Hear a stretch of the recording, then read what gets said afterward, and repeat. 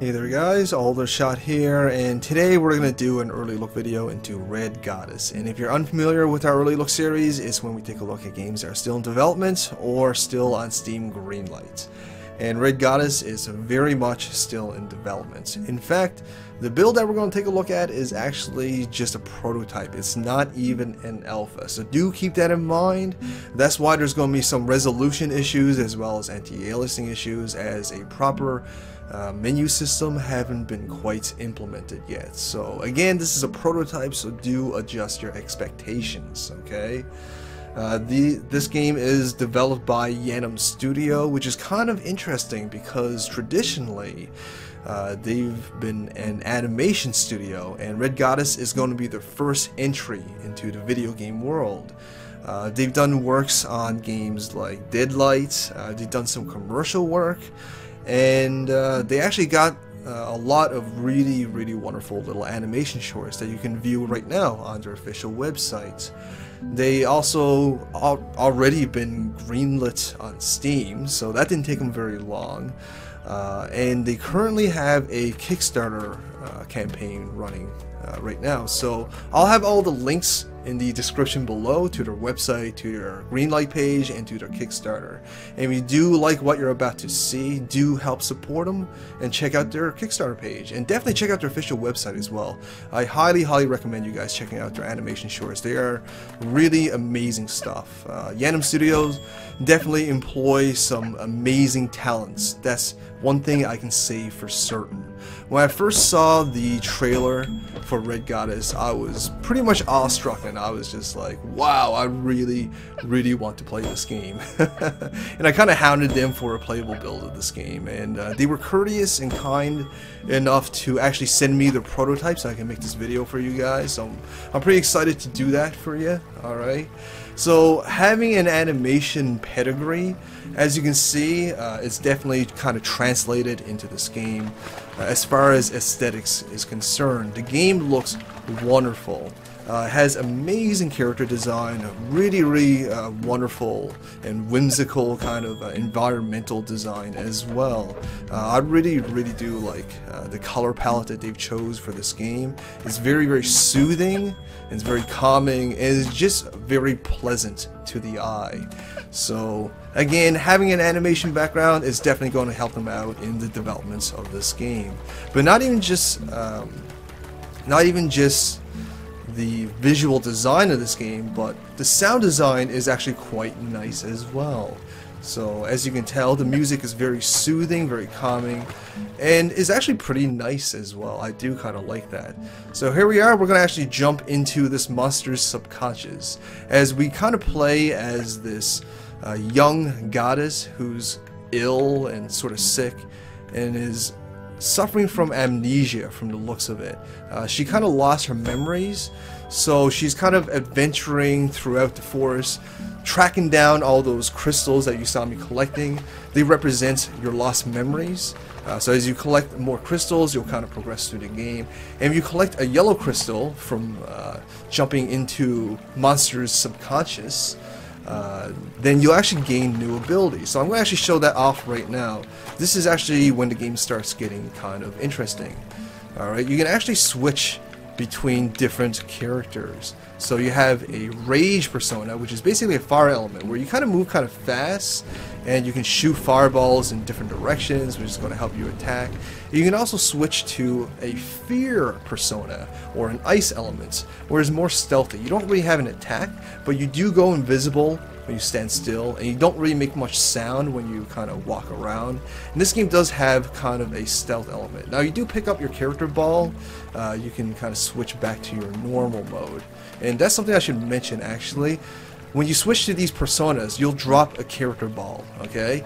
And you can actually switch between your characters based on the last position of the character balls. And that's going to open up new puzzle solving elements, as this is an action platform puzzle. Okay, action puzzle platformer. There you go, that's the genre I'm trying to say.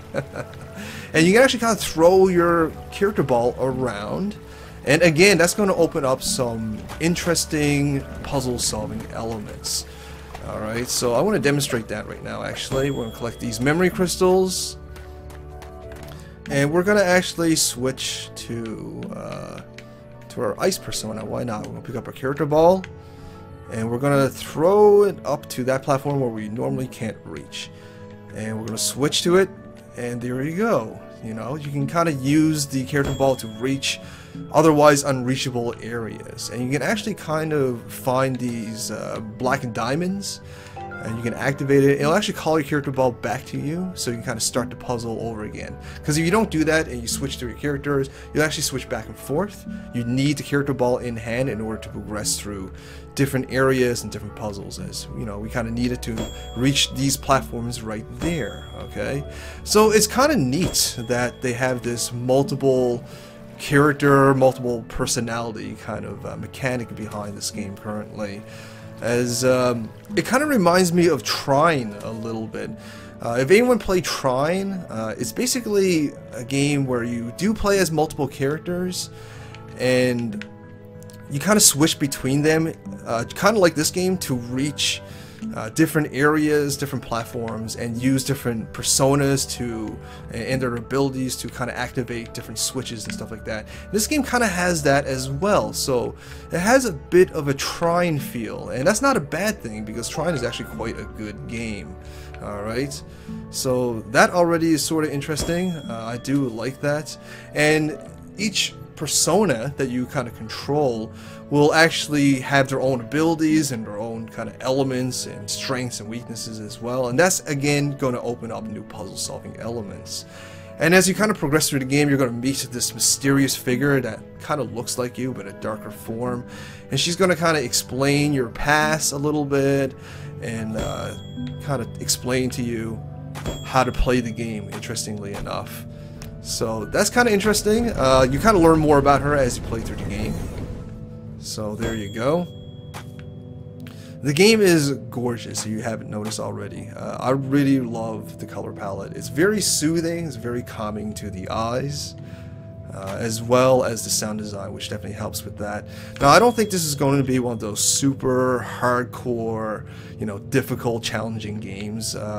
Rather, it's going to be more one of those relaxing, kind of casual platformers, and I don't mind that, definitely. Sometimes you just kind of want to chill out. And between the aesthetics and the music, this game is definitely going to be very, very good at chilling you out, alright? Now, the Kickstarter page actually kind of totes a stealth element to this game as well, and you can kind of go stealthy in this game. But I haven't actually seen it yet. I think that's going to come in later builds. And it also kind of say that there's going to be an open world. Again, that's going to come in later builds as well. This being a prototype, I've only kind of experienced a limited portion of this game, so do keep that in mind. But from what I've played already, I gotta say, it's already pretty enjoyable. I really am enjoying the aesthetics quite a bit. That alone is probably going to be one of the driving forces of this game. You know, again, being an animation house, that's going to be kind of expected, and they definitely should use that strength to their advantage. Alright, and indeed they kind of have, as you can see already. So it's going to be a little bit more casual. It's not going to be an overly difficult game, I don't think, but some of the puzzle elements can be kind of challenging, let me tell you. Hopefully we can reach that by the end of the video, but this game definitely opens up new puzzle elements and different kind of gameplay throughout the game. As for example, this ice cavern here that we're kind of running into. So we're going to switch to our ice persona so we don't get damaged, of course. Something I actually failed to mention earlier. If you leave your character ball too far away, for example, let's say, you know, you kind of walk away from it, okay? That's going to cause you some issues. As you get further and further away from your character ball, I guess you can say, you'll see a bar on the left-hand side fill up, and if that fills up all the way, you'll start taking damage, and your persona will actually come to life and start attacking you. So that's actually kind of interesting.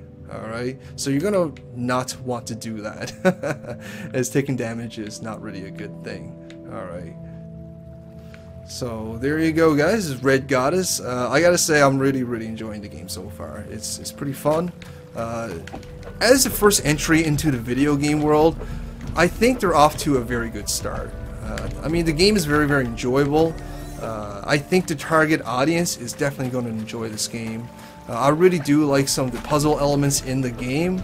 You know, it's pretty usual puzzle tropes. It does have an interesting personality mechanic as well. And like I mentioned before, if they do implement a proper stealth and open world element to this game, that's really going to open this game up a little bit and really add a new layer and level to this game. So I'm pretty excited to see that happen. Alright, we killed all the mobs, so we're going to kind of progress forward. Alright, so there you go, guys. Red Goddess. Not a bad game at all. Okay, so I think you guys get it. It's a very, very enjoyable game already, even as just a prototype. So definitely check it out. Check out their official website. Check out their Steam Greenlight page. Check out their Kickstarter page. All the appropriate links will be in the description, so you can check that out. So there you go. If you guys enjoyed this, if you guys found this informative, helpful, or enjoyable in any way, please do, you know, show me some love, like, share, fave, and comments. But most importantly, please subscribe, help me grow, and feed me my vegetables. Thanks for watching, guys. All the shout outs.